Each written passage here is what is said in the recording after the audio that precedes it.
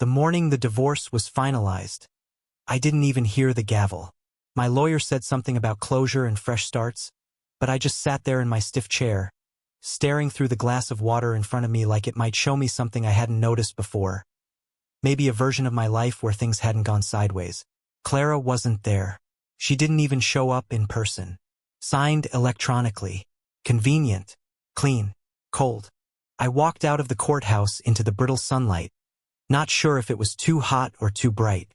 I got in the car, my old gray truck with the cracked dash and duct tape on the seat, and just drove. No direction. No idea what I was chasing. Just movement. Forward, preferably. Away from the ashes. Gas station coffee and hours of highway later, I found myself somewhere near the edge of the state. The sun had set and the road signs started blurring. My shoulders ached. I hadn't eaten since morning. I figured I'd keep going until the tank hit empty or my mind did, whichever came first. That's when I saw the neon sign flickering through the darkness like a bug zapper for the broken-hearted. Riverview Motel, low weekly rates. No river in sight, but I pulled in anyway. Gravel crunched under my tires as I pulled into the lot, surrounded by dim porch lights and the faint smell of cigarettes and mildew. One other car was parked in the corner lot, mostly tucked in shadow. It was an older Toyota Camry, silver, with a familiar dent on the rear bumper. I hit the brakes hard.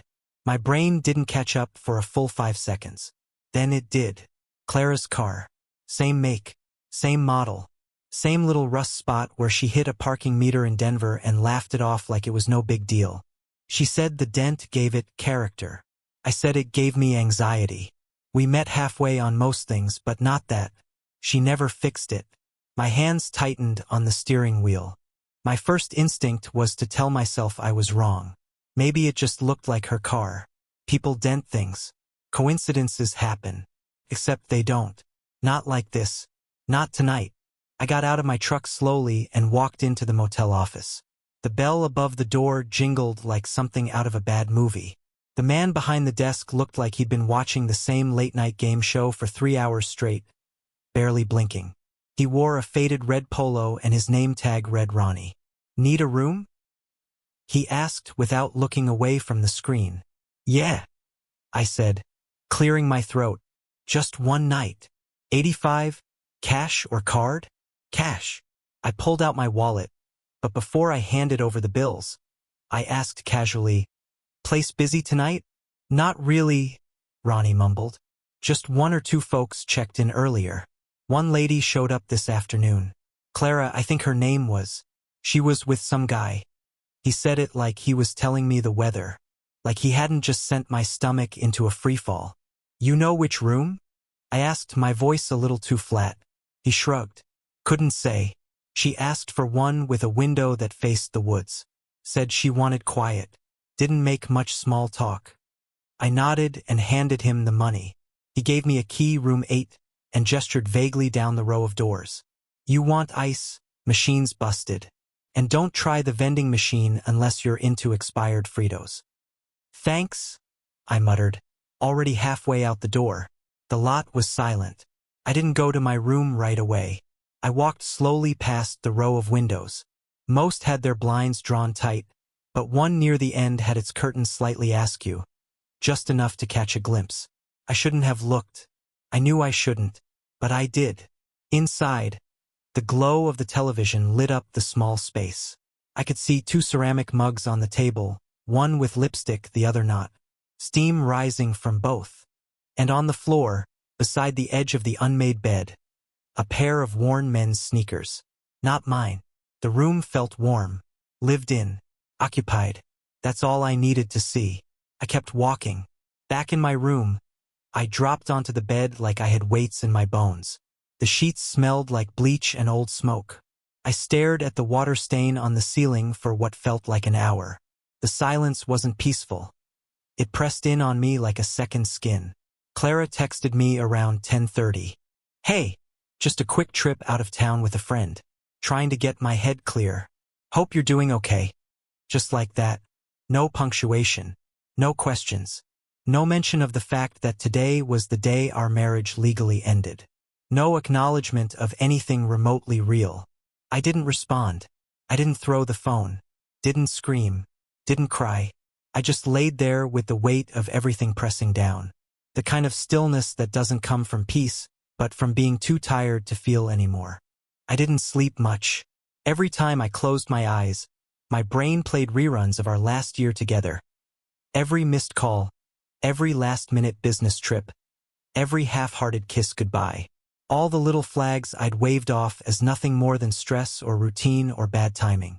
I kept telling myself she was just going through something, that she needed space, that marriage was hard, but it was worth fighting for.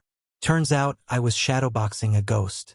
At some point during the night, I heard a door close softly down the row. I didn't get up to check. I didn't need to. The next morning, I checked out without making eye contact with the clerk. The Camry was still in the lot, parked in the same place. Dew covered the windshield. I wondered if she'd even seen me, if she knew, or maybe she didn't care. I got in my truck, pulled out slowly, and didn't look back.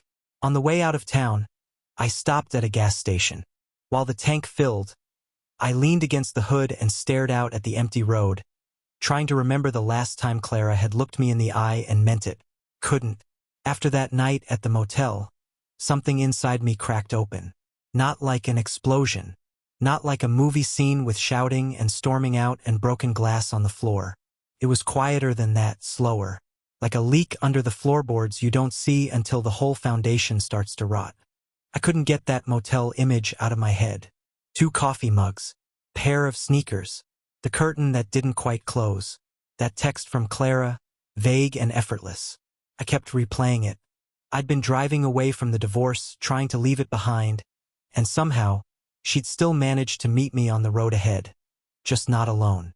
The morning after, I told myself I was overthinking it. That maybe I was paranoid. That I didn't know what I saw. But I knew. That weekend sent me spiraling through a mental slideshow I hadn't asked to watch. Every strange moment from the past year flickering like static in my brain. Things I had ignored. Things I had excused. Things I had been too tired or too hopeful to question. Started subtle. Clara had always been independent, and I loved that about her. But somewhere along the line, independence turned into distance. She started working late more often. Traveling for conferences she never used to go to. Her phone stopped ringing out loud, just buzzed on silent, always face down on the table like she didn't want the light from the screen catching my attention. I remember asking once, half joking, "You hiding the nuclear codes or something?" She'd laughed, too loud. "No, just sick of distractions." That's how she framed it. Boundaries. "I need more time for myself," she told me once. Sipping red wine in our kitchen while flipping through Instagram. Just space to breathe. It's not about you. But it always felt like it was. There was a stretch when she started hitting the gym late, like after 9 p.m. She claimed the place was quieter at night, which made sense. Except she'd come home wearing more makeup than she left with. I told myself maybe she just liked feeling good. Maybe I was being weird, insecure. She started wearing perfume to the grocery store. Started buying clothes I never saw her wear. Kept referencing podcasts and playlists I didn't recognize. She'd say something like, "Remember when we talked about this?" When we definitely hadn't. The weirdest part was that she never seemed angry. She didn't pick fights. She didn't yell or cry or slam doors. She just drifted. Like we were in the same house but different countries. I'd say goodnight and she'd say without looking up. When I reached for her hand on the couch, she'd adjust her position like she needed to stretch. I stopped reaching eventually, but I still told myself it was just a phase. Stress. Life. We'd been together for nearly 6 years. Things cool off. It happens. People lose their rhythm and find it again. That's what I thought. That's what I needed to believe. Until I couldn't anymore. I remember the day I first started seriously doubting her. Not just feeling disconnected, but genuinely suspicious. It was a Tuesday in October. I got home from work early and decided to surprise her by cooking dinner. Something simple, her favorite, actually. Shrimp scampi. We hadn't sat down to eat together in weeks. She was supposed to be at the office. When I called to ask what time she'd be back, she didn't answer. Just texted, "Running late." Don't wait for me. No period. No emoji. Just those 6 words. Something about it felt off. Cold. Like she'd sent it before I even called. Like she'd written it days ago and just hit send. I opened a bottle of wine anyway and waited. Hours passed. The food got cold. I fell asleep on the couch. She came in after midnight, smelled like citrus and mint gum and something else. Something I couldn't name. "I told you not to wait up," she said softly, peeling off her jacket. Her smile was brief and empty. "Did you have a good day?" "Busy." That was it. I cleaned up the kitchen while she disappeared into the shower. She didn't eat anything. After that, I started noticing how everything about her became encrypted. She changed her phone password. Then she changed it again. She stopped leaving her laptop open. I'd never gone through her stuff before and wasn't planning to start. But even if I had tried, I wouldn't have gotten far. Everything had a lock on it, like her whole life was now behind a passcode. One night, I made a joke about how secretive she'd become. She just smiled and said, "Privacy isn't a crime, Garrett." "Neither is honesty," I replied. She walked away before I finished my sentence. That winter was the loneliest I've ever felt in a house full of furniture and noise. She was there, but not really. And I felt stupid. Like I was the only one who noticed something was wrong, while everyone else was acting like this was just how marriages went. But I knew better. I remember going through our photos one night, scrolling through the camera roll on my phone. At first, I was just looking for a sh*T from our anniversary 2 years ago. But then I realized something strange. There were fewer and fewer pictures of us together.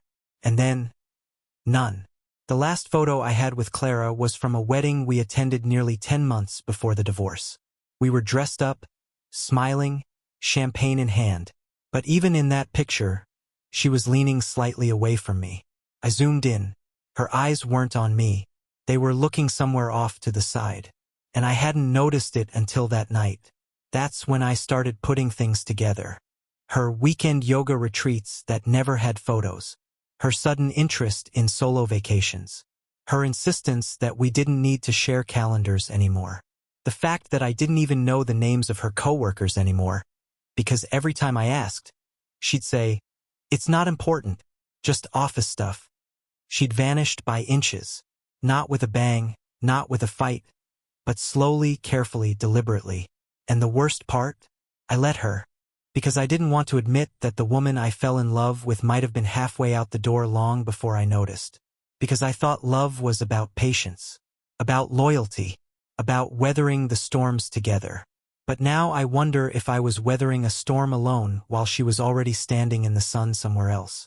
That's the truth of it. I spent a year holding the door open while she quietly packed her things and slipped away, and I never even asked her where she was going. It's funny, in a sick kind of way, how long you can cling to a lie when it's wearing the right face. I kept trying to convince myself that Clara was just distant, not deceitful, that maybe she was overwhelmed, or depressed, or fighting some invisible battle I didn't know how to help her with. I held on to that like it was sacred even after the motel, even after the sneakers, even after that message she sent like she was talking to a neighbor she barely knew. Just a weekend trip. Hope you're okay. But that hope started bleeding. It wasn't long after that night that everything unraveled. Faster than I expected, and slower than I wanted. I remember it clearly because I was standing in line at a hardware store, waiting to buy a replacement handle for a kitchen cabinet I never fixed while we were married. My phone buzzed with a message from someone I hadn't heard from in years. Tyler, my old bandmate. Tyler was the kind of guy who lived 3 cities over and seemed to know everybody everywhere. We hadn't talked in months. Not since the divorce rumors started making the rounds among mutuals. But his message popped up like it had been waiting for the right time. "Yo man, I didn't want to stir anything, but I think I saw Clara last night at a bar in Ashford. Was that her? Looked like her. She was with some guy. Real close. Didn't look like a work thing. Just figured you should know." I stared at the message for a long time. Read it. Then read it again. My fingers hovered over the keyboard, but I couldn't type anything back. Ashford. She told me she was in Ashford a few days ago, for a marketing seminar. She made it sound like a bore. Long hours. No time to breathe. She sent me a photo of a notepad with messy scribbles and a half-eaten sandwich in a conference room. She'd even made a joke. Living the dream, right? But Tyler said she was at a bar. And she wasn't alone. I swallowed hard and called him. "Hey!" He answered, low and cautious. "Did I screw up by telling you?" "No," I said. "What did you see exactly?" He paused. "It was late. I was there with a buddy. I looked over and saw her. Clara. Same hair, same laugh. She was wearing a green jacket. You remember that one she always wore with the gold zipper?" I remembered. They were at the bar. Real close. Talking in that way people do when the rest of the world's tuned out. I didn't stare or anything, but they looked comfortable, like it wasn't new.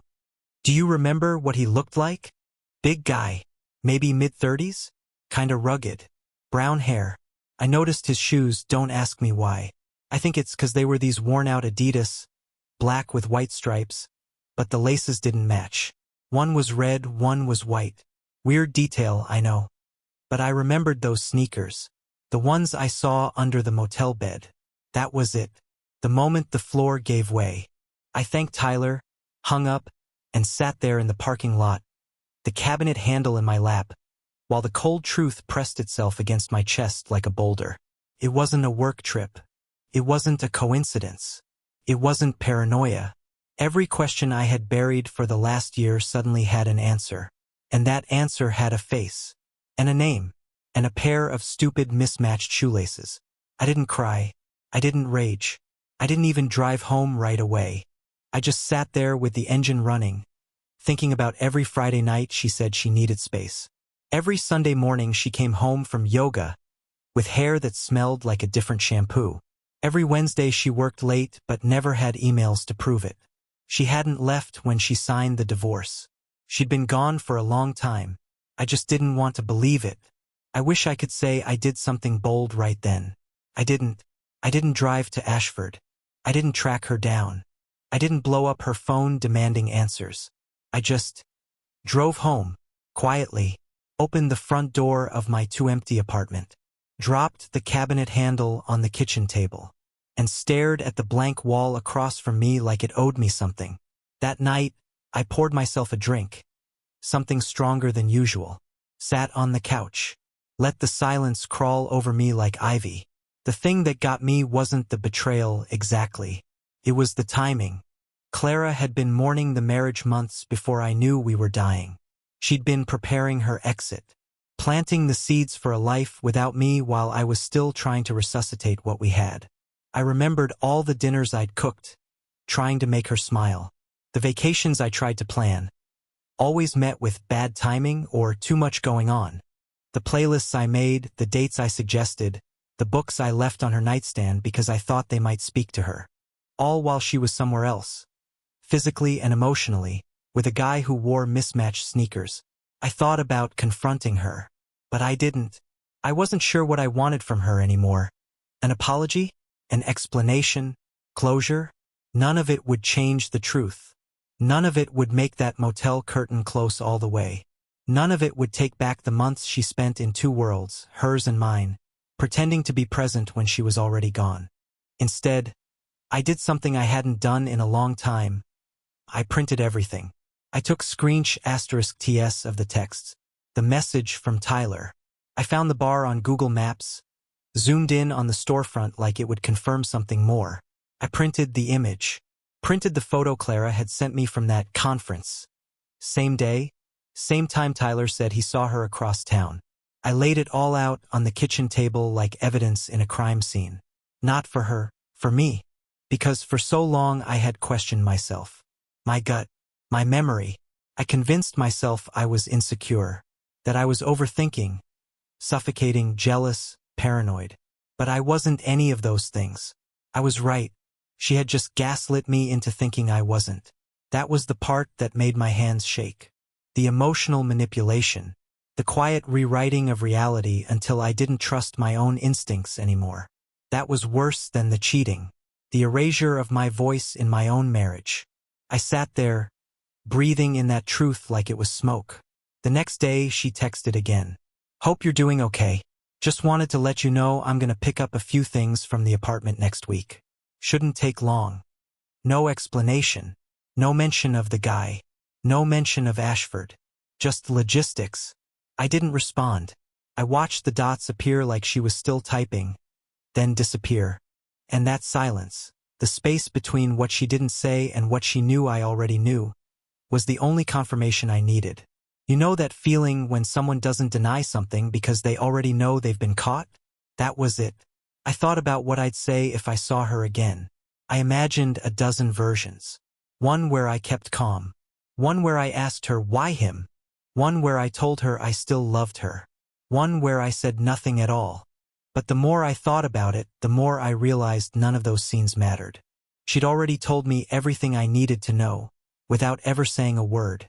She left the marriage long before she left the apartment. And the man she left for? He wasn't the beginning of her betrayal. He was the result of it. And that was the confirmation I couldn't deny. If you'd asked Clara, she would have said the divorce was amicable. She used that word a lot. She liked how it sounded neutral, tidy, civilized. She'd say things like, "Let's just handle this amicably," or, "There's no point in making it messy," as if that would soften the fact that she'd already gutted the marriage long before the paperwork ever hit a desk. But amicable implies equality. It implies respect. What we had wasn't that. It started with the apartment. We had lived in a 2-bedroom in the middle of the city. A place I picked out, negotiated for, and paid for entirely with savings I'd scraped together working double shifts for 2 years before we were even married. I remember how proud I felt when we signed the lease. She cried happy tears in the hallway, said it was the first place that ever felt like home. We filled it with mismatched furniture, made a million little memories in that too-small kitchen, and painted one of the walls in the second bedroom a ridiculous sage green because she said it made the space feel intentional. But when the divorce came around, she wanted it. "The apartment means a lot to me," she said during mediation, her voice carefully composed, like this wasn't the hill she had decided to die on. "It's my safe place. I prefer to stay there."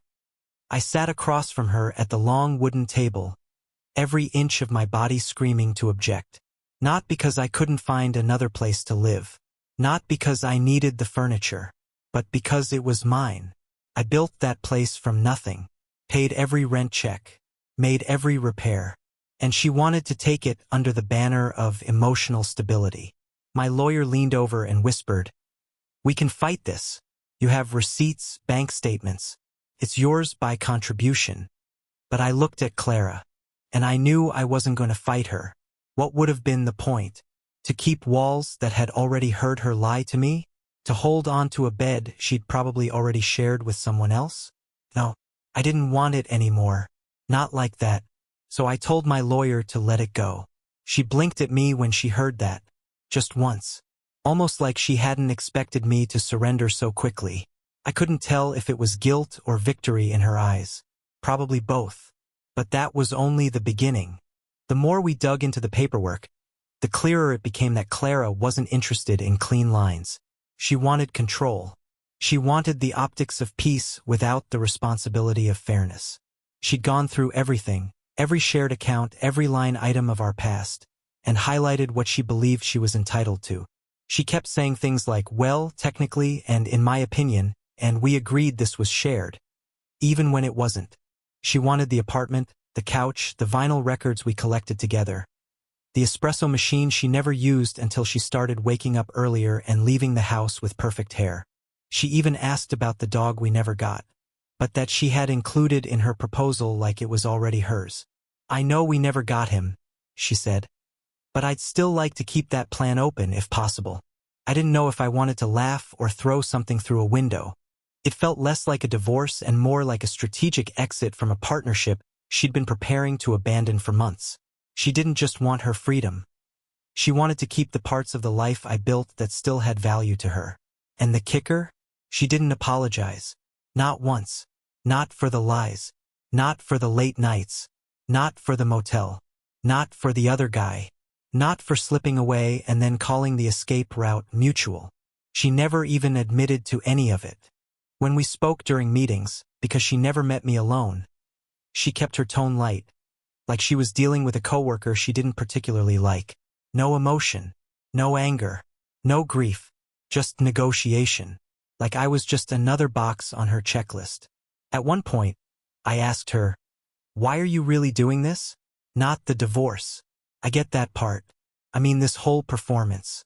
This fake friendly tone. This clean break that's not really clean. She tilted her head like she was considering her words carefully. "Because if we do this right, we won't hate each other afterward." I stared at her, the woman I used to hold during panic attacks and snowstorms, the woman who once told me she never wanted to love anyone the way she loved me, and I didn't recognize her anymore. "I don't hate you," I said, voice quiet, "but I don't trust you either." And that's when I saw it, just for a moment, a flicker of something real behind her eyes. Shame, maybe, or fear. But it disappeared quickly. She adjusted her scarf and nodded like she was accepting a delivery. Noted. We finalized the papers in a meeting room that smelled like lemon cleaner and broken promises. She wore all black, like she was going to a job interview or a funeral, and kept checking her phone under the table. My hand was cramping by the time I reached the last page. I paused before signing. Not because I was unsure, but because part of me wanted to acknowledge what was happening. I was ending a chapter I'd spent years writing, and she was flipping through the last page like she'd skipped the whole middle. I looked at her one more time. She didn't look up, so I signed. The pen made a soft scraping sound, and then it was done. That night, I packed a few boxes and left the apartment without ceremony. I didn't even turn the lights off. Just walked out, locked the door, and dropped the keys in the mailbox like they were someone else's problem now. I moved into a short-term rental a week later. A small room above a garage in a quiet town. Nothing fancy. One window, one chair, a mattress on the floor. But it was mine. And it didn't come with the ghost of her perfume or the echoes of arguments I tried to pretend weren't happening. People kept asking how I was doing. I gave them all the same answer. It's over. Not I'm fine. Not I'm devastated. Just, it's over. Because that's what it was. It wasn't amicable. It wasn't mutual. It wasn't honest. It was over. And sometimes that's the only clarity you get. After I walked out of the apartment for the last time, I didn't tell anyone where I was going. Not friends. Not family. Not even my boss. I just left. The next morning, I tossed my phone in a donation bin at a gas station and bought a cheap prepaid burner with cash. I deleted every social account I had. Facebook, Instagram, LinkedIn, wiped them clean and shut them down. I changed my email, changed my number, changed everything. I wasn't running from trouble exactly. I was just done explaining myself. There wasn't some dramatic reason. No stalker. No revenge plan. No note left behind. I just wanted quiet. No eyes on me. No questions. I wanted to see who I was when nobody else was watching. When I wasn't being Garrett from the divorce, or Clara's ex, or the guy who lost everything but pretended he was okay. I wanted to go where no one would ask me how I was doing or offer unsolicited advice like, time heals, or, you'll meet someone better. I didn't want better. I wanted empty. So I drove north, through smaller and smaller towns until streetlights became a luxury and billboards stopped showing brand names I recognized. After a few days, I found a listing online. Room for rent above a detached garage behind a mechanic's shop.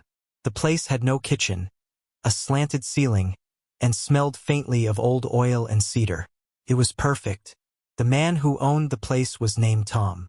He was in his 60s, didn't ask for ID, and seemed to prefer silence over small talk. He pointed me to the stairs and handed me a key without a word. I paid in cash and told him I'd fix things up if he knocked a little off the rent. He agreed with a nod. And just like that, I had a new home. The garage apartment had a bed with a lumpy mattress, a lamp that flickered when it rained, and a little bathroom with a rust-stained sink and a shower that never got quite hot. But after the past year, felt like luxury. No shared drawers. No half-empty shampoo bottles that weren't mine. No echoes of arguments I couldn't win. The first few days were strange. I woke up expecting to hear Clara brushing her teeth, or see her shoes by the door. I kept thinking I'd hear her hum that same melody she always did when she cooked. This off-key little tune that used to drive me nuts and now haunted me. But it was just me. Me and the wind rattling the windows and the occasional creak of old wood. I got a job fixing things. Not glamorous work. Mostly handyman stuff for the locals. Broken fences, leaky pipes, busted heaters. Tom helped me get started. Introduced me to the guy at the lumber yard and a few older folks who didn't mind paying cash to have someone undercharge and over-deliver. The work was honest. Simple. You saw a problem, you fixed it. No long meetings. No paperwork. No expectations outside of show up and do what you say you will. That suited me just fine. I worked during the day and kept to myself at night. No parties. No noise. No people asking what happened. I ate at a diner down the road called Nora's. They serve tea in chipped mugs and let you sit for hours without buying a second thing. I went there almost every night, always ordered the same thing, grilled cheese and hot tea. One waitress started remembering my order. She never asked questions, never pushed conversation. Just a nod and a soft, the usual? And that was enough. There was peace in being a nobody. Sometimes, when I couldn't sleep, I'd go up on the roof and just sit. The roof of the garage was flat and had this weird, unstable folding chair someone had left behind. I'd climb out the tiny window, set the chair near the edge, and just look up. Stars, clouds, sometimes nothing but dark. Felt right, like I could breathe again. It wasn't that I didn't still think about her. I did, more than I wanted to admit. But the way I thought about her started to change. The version of Clara in my head became less real, less warm, more distant. I stopped replaying old arguments or wondering what I could have done differently. Instead, my thoughts were slower, detached. I'd remember a moment, her laughing in the car on a road trip, or reading on the couch with her feet in my lap, and then I'd let it pass. I didn't try to hold on to it. I just watched it go. That's when I realized something. I wasn't grieving Clara anymore. I was grieving the person I became while trying to keep her. That version of me. The one who ignored red flags, explained away silence, begged for breadcrumbs of affection. He was gone now. And the more distance I got, the more I started to understand just how much of myself I had sacrificed trying to hold together a version of our marriage that only I was still participating in.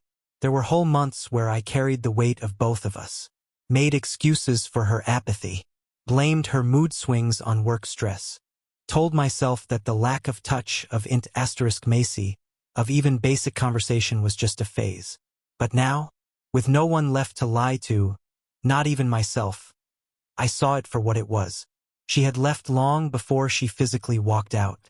The version of me who tolerated that, he wasn't someone I liked very much. He was quiet, yes, but also desperate, blind. He thought loyalty meant staying, no matter how far someone drifted. He thought love meant explaining away betrayal because confronting it might be too painful. But I wasn't that guy anymore. One day, about 6 weeks into my new life, I got a letter. No return address. Just my name, written in handwriting I knew instantly. Clara. I almost didn't open it. I let it sit on the table for a full hour, staring at it like it might burst into flames. When I finally tore it open, it was short. 4 sentences. Hey, just wanted to say I hope you're okay. I know things got complicated. I'm sorry for the way everything happened. That was it. No name. No explanation. No contact info. Just 4 lines that said absolutely nothing and, somehow, still felt too much. I didn't respond. I folded the note and burned it in a tin can out behind the garage. Watched the paper curl and blacken until all that was left was smoke. After that, something shifted. It wasn't dramatic. I didn't suddenly feel healed, but I felt still. I started leaving the diner with a small smile. Started adding sugar to my tea again, the way I used to before everything went bitter. I put a plant on the windowsill, a scraggly little thing I found at a gas station. It was dying, but I watered it anyway. I started humming again. Not loud, not often, but sometimes I'd catch myself whistling while fixing a cabinet or sanding down an old table, and I realized that was me coming back. Slowly, quietly, not to who I was before her, but to someone new. Someone who'd been through the worst part of goodbye and found out that life still keeps going anyway. And that was enough.